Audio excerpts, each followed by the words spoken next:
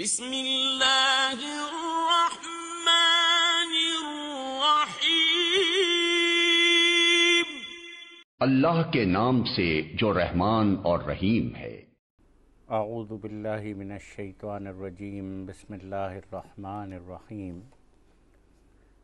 یسألونک عن الانفال قل الانفال للہ والرسول فاتقوا اللہ واصلحوا ذات بینکم وَأَطِیعُوا اللَّهَ وَرَسُولَهُ إِن كُنتُم مُّؤْمِنِینَ إِنَّمَا الْمُؤْمِنُونَ الَّذِينَ إِذَا ذُكِرَ اللَّهُ وَجِلَتْ قُلُوبُهُمْ وَإِذَا تُلِيَتْ عَلَيْهِمْ آيَاتُهُ زَادَتْهُمْ إِيمَانًا وَعَلَىٰ رَبِّهِمْ يَتَوَكَّلُونَ۔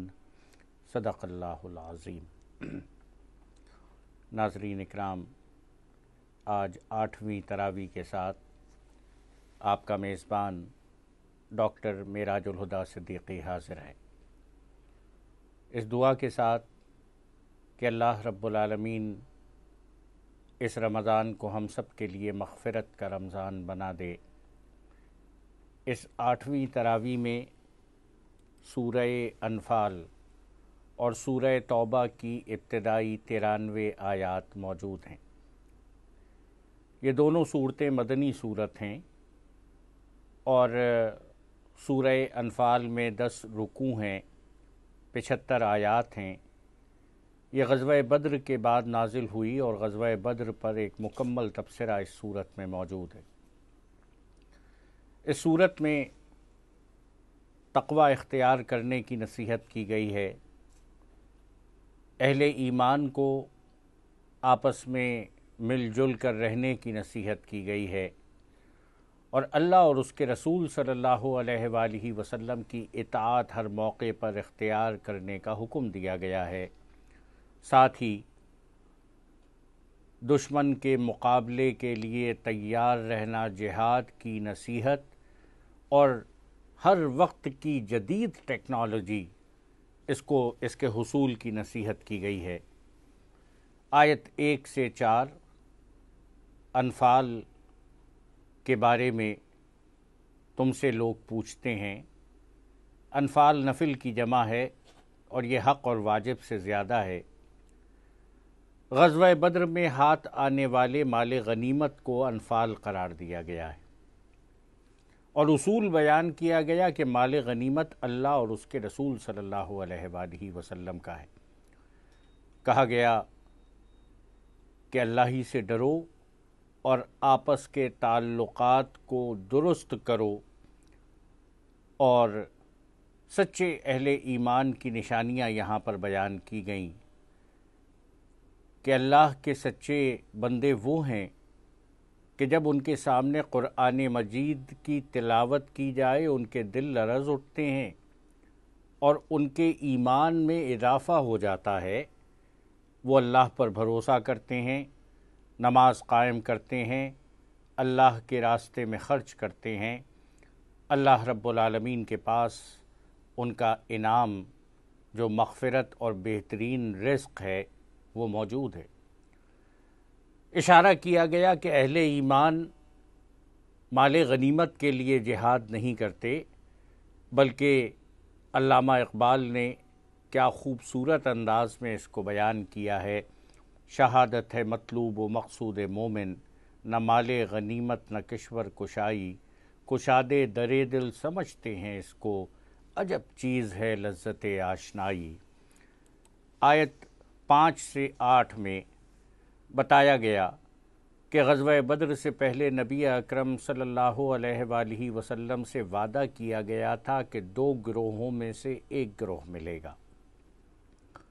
ابو سفیان مکہ معظمہ والوں کا ایک بہت بڑا تجارتی قافلہ لے کر بڑے مال اموال کے ساتھ شام سے واپس لوٹ رہا تھا، مکہ معظمہ جا رہا تھا۔ اس کو درمیان میں بھنک پڑی کہ شاید مجھے روکا جا سکتا ہے۔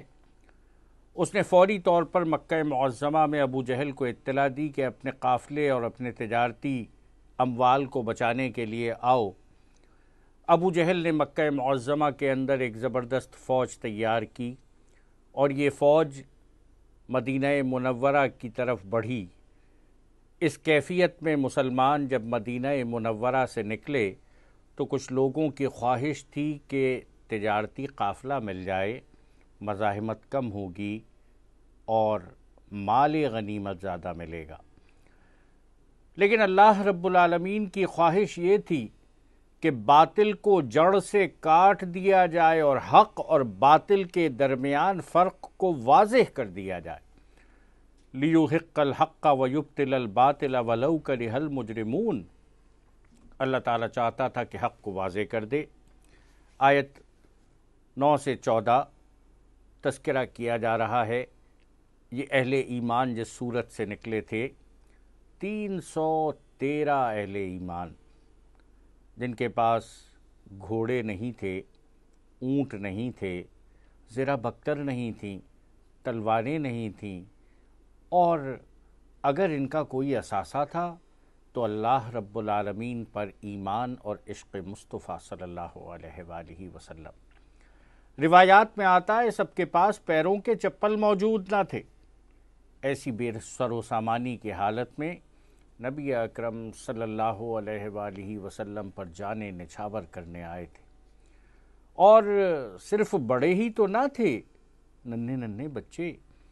اللہ کے رسول صلی اللہ علیہ وآلہ وسلم مسجد نبوی میں داخل ہو رہے تھے، بچے بے چین پوچھ رہے تھے کہ یا رسول اللہ صلی اللہ علیہ وآلہ وسلم ہم بھی آپ کے ساتھ چلیں گے، اور اللہ کے رسول صلی اللہ علیہ وآلہ وسلم ارشاد فرما رہے تھے تم ابھی چھوٹے ہو، بڑے ہو جاؤ گے تو ساتھ چلنا۔ آپ نماز پڑھ کر باہر نکلے، یہ بچے پنجوں کے بل کھڑے ہو کر اپنے آپ کو زمین سے اٹھا لیا، کہنے لگے یا رسول اللہ صلی اللہ علیہ وآلہ وسلم ہم بڑے ہو گئے۔ اللہ کے رسول صلی اللہ علیہ وآلہ وسلم بچوں کا یہ ذوق، یہ شوق، یہ طلب دیکھ کر مسکرا دیے۔ وہ جو ان میں بڑا نظر آتا تھا اسے منتخب کیا۔ پیچھے سے ایک چھوٹا روتا ہوا آگے بڑھا، کہنے لگا کہ یا رسول اللہ صلی اللہ علیہ وآلہ وسلم دیکھنے میں یہ بڑا ہے، لیکن جب میرا اور اس کا مقابلہ ہوتا ہے تو میں اس کو کشتی میں پچھاڑ دیتا ہوں۔ اللہ کے رسول صلی اللہ علیہ وآلہ وسلم نے مقابلہ کروایا، چھوٹے والے کا دعویٰ درست ثابت ہوا، وہ بھی منتخب ہو گیا۔ 313 جن کو جنگوں کا تجربہ نہیں تھا، لیکن جب یہ لشکر میدان بدر کے اندر پہنچا تو اللہ کے رسول صلی اللہ علیہ وآلہ وسلم نے ایک جگہ خیمہ لگایا۔ ایک صحابی حضرت خباب بن عبد المنذر پوچھنے لگے کہ آپ نے خیمہ یہاں کیوں لگایا؟ ارشاد فرمایا کہ میری سمجھ میں تو یہی بات آتی تھی، مشورہ دیا حضرت خباب رضی اللہ تعالی عنہ نے کہ خیمہ بلندی پر لگائیے۔ آپ نے ان کے مشورے کو صائب جانا، بلندی پر خیمہ لگوایا، اور تھوڑی دیر بعد بارش شروع ہو گئی۔ جدھر مسلمان موجود تھے وہاں پر مٹی جم گئی، کفار نشیب میں تھے، ادھر کیچڑ ہو گئی۔ اللہ تعالیٰ نے بارش برسا کر مسلمانوں پر اطمینان اور بے خوفی کی کیفیت طاری کی اور ان کے قدم جما دیے۔ اور یہاں کہا گیا کہ اللہ تعالیٰ نے فرشتوں کو اشارہ کیا کافروں کے دلوں میں رعب ڈال دو، مسلمانوں کی ہمت بڑھا دو، اور فرشتوں سے کہا انی معکم فثبتوا الذین آمنوا، میں تو تمہارے ساتھ ہوں، ان اہل ایمان کو ثابت قدم کر دو۔ اور بتایا گیا جو اللہ اور اس کے رسول کا مقابلہ کرے گا اللہ اس کے لیے نہایت سخت گیر۔ یہاں پر آیت 15 سے 19 کہا گیا کہ میدان جنگ میں کفار کے مقابلے میں پیٹھ نہ پھیرو، یہ گناہ کبیرہ ہے، ایسا کرنے والوں پر اللہ کا غضب نازل ہوتا ہے، سوائے اس کے کہ جو یہ کام جنگی تدبیر کے لیے کرے یا کسی دوسری فوج سے ملنے کے لیے کرے۔ اور اہل ایمان کی خاصیت بیان کی گئی کہ مسلمان اللہ کے راستے میں جم کر لڑتے ہیں، اللہ ان کی مدد کرتا ہے، اللہ کافروں کی چالوں کو کمزور کرنے والا۔ اور پھر نبی اکرم صلی اللہ علیہ وآلہ وسلم نے سب کو حکم دیا کہ جلدی سو جاؤ۔ 17ویں کی رات اللہ کے رسول صلی اللہ علیہ وآلہ وسلم اپنے خیمے میں اپنے رب کے سامنے گریہ وزاری کر رہے ہیں، دعا مانگ رہے ہیں، سجدے کی حالت میں ہیں۔ 14ویں کا چاند اپنی آب و تاب کھو چکا، لیکن آفتاب رسالت جگمگا رہا ہے، اور آپ ارشاد فرما رہے ہیں، اے میرے پروردگار، یہ قریش ہیں، طاقت اور قوت کے نشے میں چور ہو کر تیرے دین کو مٹانے آئے۔ اے اللہ، ان کے پاس گھوڑے ہیں، اونٹ ہیں، نیزے ہیں، تیر ہیں، تلواریں ہیں، اور اے میرے اللہ، یہ 313 نہتے، تیر ان کے پاس نہیں، تلواریں ان کے پاس نہیں، گھوڑے اور اونٹ ان کے پاس نہیں۔ اے اللہ، یہ بے سر و سامانی کے عالم میں تیرے دین کو بچانے کے لیے نکلیں، لیکن اے میرے پروردگار، اگر تیری مدد نہ آئی، اگر تیری نصرت نہ آئی اور یہ 313 کل شکست کھا گئے، تو تیری عزت و جلال کی قسم، روئے زمین پر تیرا نام لینے والا تا قیامت کوئی نہ ہوگا۔ بڑی عظیم الشان دعا، لیکن دعا سے پہلے یہ عمل ہے کہ اپنی زندگی کی ساری جمع پونجی لا کر میدان میں رکھ دی ہے۔ سیدنا ابو بکر صدیق رضی اللہ تعالیٰ عنہ آپ کے برابر میں کھڑے بار بار آپ کی چادر اٹھا کر آپ کے کاندھے پر ڈالتے، آپ کو دلاسا دیتے، یا رسول اللہ صلی اللہ علیہ وآلہ وسلم، اللہ کی مدد ضرور آئے گی۔ اور نبی اکرم صلی اللہ علیہ وآلہ وسلم نے سجدے سے سر اٹھایا، آپ کے دونوں ہاتھوں میں مٹی تھی، آپ نے دشمن کے لشکر کی طرف اچھالی، اور اللہ تعالیٰ نے ارشاد فرمایا اپنے نبی کی اس ادا کو پسند کرتے ہوئے، وَمَا رَمَيْتَ إِذْ رَمَيْتَ وَلَكِنَّ اللَّهَ رَمَى۔ اے محمد صلی اللہ علیہ وآلہ وسلم، یہ مٹی تم نے نہیں اچھالی، یہ خاک ہم نے ان کے چہروں پر اڑائی۔ ہاتھ ہے اللہ کا، بندہ مومن کا ہاتھ، غالب و کار آفری، کارے کشاؤ کار ساز۔ اور اللہ رب العالمین کافروں سے کہہ رہا ہے کہ ذرا یاد کرو، ابو جہل جب صحن کعبہ سے نکل رہا تھا، غلاف کعبہ پکڑ کر اللہ سے دعا کر رہا تھا، اللہ کے رسول سے جنگ کرنے آ رہا تھا، اللہ ہی سے دعا مانگتا تھا۔ کسی نے پوچھا سچا کون؟ اس نے کہا کہ سچا وہ ہوگا جو فاتح ہوگا۔ اللہ تعالیٰ نے کہا اب تو جنگ کا فیصلہ تمہارے سامنے آ گیا، مخالفت سے باز آ جاؤ۔ محمد صلی اللہ علیہ وآلہ وسلم حق پر ہیں، واضح ہو گیا۔ اور یاد رکھو، اگر اس کے بعد بھی اللہ کی مخالفت جاری رکھی تو اللہ تعالیٰ سزا دینے میں کوئی کوتاہی نہیں کرے گا۔ اللہ کے مقابلے میں تمہاری قوت کسی کام نہ آئے گی۔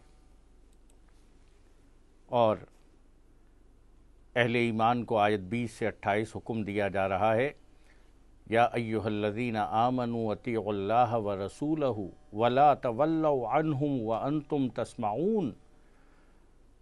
اے ایمان لانے والو، اطاعت کرو اللہ کی، اس کے رسول کی، اور جب تم نے سن لیا ہے تو پھر پلٹ نہ جاؤ، نافرمانی نہ کرو۔ اللہ رب العالمین ارشاد فرما رہا ہے کہ عقل سے کام نہ لینے والے اللہ کے نزدیک بدترین جانور، اور بتایا گیا کہ یا ایھا الذین آمنوا استجیبوا للہ وللرسول اذا دعاکم لما یحییکم۔ اے ایمان لانے والو، جب اللہ کا رسول تمہیں اس چیز کی جانب بلا رہا ہے جو زندگی دینے والی ہے،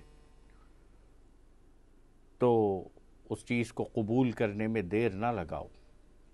بتایا گیا کہ مال اور اولاد سامان آزمائش، لیکن اللہ رب العالمین نے اپنی نصرت سے، اپنی مدد سے تمہیں مضبوط کر دیا۔ امانت پہ خیانت کا خیال بھی دل میں نہیں لانا، اور اہل ایمان کو بتایا گیا کہ حب جاہ، حب مال، واتقوا فتنة لا تصیبن الذین ظلموا منکم خاصہ، اور ڈرو اس فتنے سے کہ جس کی پہنچ صرف ان لوگوں تک نہیں ہوگی جنہوں نے یہ گناہ کیا، بلکہ جو خاموش بیٹھے رہے، جنہوں نے برائی سے نہ روکا، جنہوں نے بری بات کے راستے میں رکاوٹ نہ کھڑی کی، یہ اثر ساری قوم تک پہنچ جائے گا، اور وہ بھی متاثر ہوں گے جو گناہ میں شریک تو نہ تھے لیکن ٹھنڈے پیٹوں گناہ کو برداشت کرتے رہے۔ دوستو، اللہ رب العالمین بتا رہا ہے کہ خدا ترسی اختیار کرو گے تو اللہ کسوٹی بہم پہنچا دے گا، منکرین حق کی سازشوں کو اللہ تعالیٰ ناکام بنا دے گا۔ اللہ سب سے بہتر چال چلنے والا ہے۔ ذرا خیال کرو، جب میرا نبی ہجرت فرما رہا تھا تو اس وقت کون ساتھ دینے والا تھا؟ یہ کفار مکہ عذاب مانگ رہے تھے، لیکن اللہ رب العالمین نے عذاب نہیں دیا۔ اس کی پہلی بڑی وجہ یہ بیان کی گئی کہ اے نبی تو ان کے درمیان موجود تھا، اور دوسری وجہ یہ بیان کی گئی کہ اہل ایمان توبہ کر رہے تھے، استغفار کر رہے تھے۔ یاد رکھیے گا، استغفار کرنے والے جب تک رب کے سامنے توبہ کرتے ہیں، اللہ رب العالمین کا عذاب نازل نہیں ہوتا۔ یہ بھی بتایا گیا کہ مسجد حرام کے اصل اور جائز متولی تو صرف اہل تقوی ہیں۔ جہاد کا مقصد زمین سے فتنے کا اختتام ہے اور دین پورا کا پورا اللہ کے لیے ہو جائے۔ یہاں پر بھی مال غنیمت کی تقسیم کے بارے میں بتایا گیا کہ مال غنیمت کا 5واں حصہ اللہ اور اس کے رسول صلی اللہ علیہ وآلہ وسلم کے لیے، اور پھر اس خواب کا تذکرہ کیا گیا کہ نبی اکرم صلی اللہ علیہ وآلہ وسلم کو خواب میں اللہ تعالیٰ نے کفار کو تھوڑا کر کے دکھایا، اور کفار کی نظر میں بھی اہل ایمان کو کم کر کے دکھایا تاکہ دونوں فوجیں ایک دوسرے سے باہم جنگ کریں اور نتیجہ وہ نکلے جو اللہ رب العالمین کو مطلوب ہے۔ ابو جہل جب مدینے سے نکلا، جب مکہ معظمہ سے نکلا اور راستے میں اس کو اطلاع ملی کہ تجارتی قافلہ نکل گیا ہے، ابو سفیان نے پیغام دیا واپس لوٹ آؤ، لیکن شیطان اس کو بھڑکا رہا تھا، اس کو اپنی فوج کا غرہ تھا، غرور تھا۔ کہنے لگا ہم تو اس کیفیت میں ہیں کہ پورے عرب کو شکست دے سکتے، اور اس نے کہا کہ اب مدینے کی اینٹ سے اینٹ بجائے بغیر واپس نہیں جائیں گے، ڈینگے مار رہا تھا۔ لیکن اللہ رب العالمین اہل ایمان سے کہہ رہا ہے وَأَطِيعُوا اللَّهَ وَرَسُولَهُ وَلَا تَنَازَعُوا فَتَفْشَلُوا وَتَذْهَبَ رِيحُكُمْ وَاصْبِرُوا إِنَّ اللَّهَ مَعَ الصَّابِرِينَ۔ اطاعت کرو اللہ کی، اس کے رسول صلی اللہ علیہ وآلہ وسلم کی، آپس میں اختلاف پیدا نہ کرو، اختلاف پیدا کرو گے تمہاری ہوا اکھڑ جائے گی۔ صبر کرو، اللہ صبر کرنے والوں کے ساتھ۔ دشمن سے مقابلے میں ثابت قدم رہو، اور شیطان جو کفار مکہ کے ساتھ آیا تھا ان کے کرتوت خوشنما دکھا رہا تھا، لیکن یہی وقت تھا کہ نبی اکرم صلی اللہ علیہ وآلہ وسلم صحابہ اکرام رضوان اللہ علیہم اجمعین کو خوشخبری دے رہے تھے کہ اللہ کی مدد آ رہی ہے، اس کے فرشتے اترنے والے۔ یہ شیطان چیختا ہوا وہاں سے بھاگ گیا، اس نے کفار سے کہا اب اس کے آگے ساتھ نہیں دے سکتا، میں جو دیکھ رہا ہوں تم نہیں دیکھتے۔ 17 رمضان المبارک کہ جب میدان بدر کا مارکا سجا اور حضرت عبد الرحمن ابن عوف رضی اللہ تعالیٰ عنہ ارشاد فرماتے ہیں میں نے دائیں دیکھا ایک چھوٹا سا بچہ کھڑا ہوا، میں نے بائیں دیکھا ایک کم سن نوجوان کہنے لگے کہ میں نے سوچا عبد الرحمن دایاں بھی کمزور بایاں بھی کمزور، جنگ تو اکیلے لڑنا ہوگی، لیکن یہ دونوں بچے آگے بڑھے۔ حضرت معاذ رضی اللہ تعالیٰ عنہ، حضرت معوذ رضی اللہ تعالیٰ عنہ پوچھنے لگے چچا جان یہ بتاؤ ابو جہل کہاں ہے؟ کہنے لگے میں نے بچوں کو اوپر سے نیچے تک دیکھا، پوچھا کہ بچوں ابو جہل کا کیا کرو گے؟ بچے کہنے لگے کہ چچا جان وہ جو نبی اکرم صلی اللہ علیہ وآلہ وسلم کا دشمن ہے، آج تو میدان میں اترے اس لیے کہ وہ ابو جہل ہمارے ہاتھ سے بچ کر نہ جائے۔ حضرت عبد الرحمن ابن عوف رضی اللہ تعالیٰ عنہ نے اشارہ کیا، وہ دیکھو جو سفید گھوڑی پر بیٹھا اپنے لشکر کو درست کرتا ہے، اسی کا نام ابو جہل۔ جملہ نامکمل تھا، دونوں آندھی کی طرح، لپکے طوفان کی طرح، جھپٹے شیروں کی طرح وہاں موجود۔ ایک نے ابو جہل پہ وار کیا، دوسرے نے وار کیا، ابو جہل نیچے آ گرا، اس کی موت اس کو کھینچ کر لائی تھی۔ اور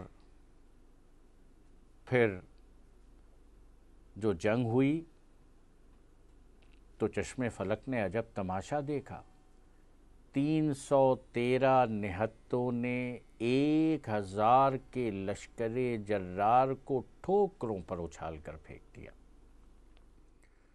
70 کفار قتل کیے گئے اور 70 ہی کو گرفتار کیا گیا، لیکن جہاں اہل ایمان اس ایمان کا مظاہرہ کر رہے تھے، وہیں منافقین تھے جو ڈرے ہوئے خوف زدہ تھے۔ ارشاد فرمایا گیا کہ جب فرشتے کافروں کی روحیں قبض کر رہے تھے، ان کے چہروں، ان کے کولہوں پر مارتے تھے اور کہتے تھے کہ کہاں گئے تمہارے وہ شریک، تمہارا ساتھ دینے کے لیے کوئی نہیں آیا۔ لیکن اللہ رب العالمین یہاں پر ایک بڑی اہم بات بیان کر رہا ہے، اور وہ یہ کہ ان اہل ایمان نے اپنی سمت کو درست کر لیا، نبی اکرم صلی اللہ علیہ وآلہ وسلم سے کامل وفاداری، مکمل وفاداری۔ عشق مصطفیٰ صلی اللہ علیہ وآلہ وسلم میدان بدر کے اندر فاتح ہوا، اور وہ جو نبی اکرم صلی اللہ علیہ وآلہ وسلم سے بغض اور دشمنی رکھتے تھے، ان کا جھنڈا کلمہ نیچے ہو گیا۔ لیکن اللہ تعالیٰ یہ ارشاد فرما رہا ہے، ذَلِكَ بِأَنَّ اللَّهَ لَمْ يَكُن مُغَيِّرًا نِعْمَةً أَنْعَمَهَا عَلَىٰ قَوْمٍ حَتَّىٰ يُغَيِّرُوا مَا بِأَنفُسِهِمْ۔ خدا نے آج تک اس قوم کی حالت نہیں بدلی، نہ ہو جس کو خیال خود اپنی حالت کے بدلنے کا۔ اپنی حالت بدلنا ہے، اپنا محبوب بدلو۔ احمد مجتبیٰ محمد مصطفیٰ صلی اللہ علیہ وآلہ وسلم محبوب ہوں گے، فتح ملے گی، کامیابی ملے گی۔ اور اللہ تعالیٰ نے ارشاد فرمایا کہ اللہ کے نزدیک بدترین مخلوق حق کا انکار کرنے والی۔ اہل ایمان کو نصیحت کی گئی کہ کسی قوم سے خیانت کا اندیشہ ہو تو اس کے معاہدے کو اعلانیہ اس کے آگے پھینک دو، اللہ خائنوں کو پسند نہیں کرتا۔ اور آیت 59 سے 64 ہمیشہ کے لیے اہل ایمان کو نصیحت کی جا رہی ہے، وَأَعِدُّ لَهُم مَّا اسْتَطَعْتُم مِّن قُوَّةٍ وَبِالرِّبَاطِ الْخَيْلِ تُرْهِبُونَ بِهِ عَدُوَّ اللَّهِ وَعَدُوَّكُمْ وَآخَرِينَ مِن دُونِهِمْ، کہ اے اہل ایمان تیار رکھو اپنی پوری استطاعت اور قوت کے مطابق وہ گھوڑے کہ جو اللہ رب العالمین کے دشمن اور تمہارے دشمنوں کے مقابلے کے لیے تیار رہے۔ جدید ٹیکنالوجی حاصل کرو، دشمن کے دل پہ اپنا رعب بٹھاؤ، لیکن کہا گیا کہ اگر دشمن صلح پر آمادہ ہو تو تم بھی صلح کر لو، فساد مت پھیلاؤ۔ بتایا گیا کہ اللہ رب العالمین نے مومنین کے دل جوڑے اور اللہ مومنوں کی مدد کے لیے کافی ہے۔ نبی اکرم صلی اللہ علیہ وآلہ وسلم سے کہا گیا، یا ایھا النبی حرض المؤمنین علی القتال، اے محمد صلی اللہ علیہ وآلہ وسلم اپنے اہل ایمان کو اللہ کے دشمنوں سے لڑنے پر ابھاریے۔ یہ بتایا کہ ایک مومن کئی کافروں پر بھاری۔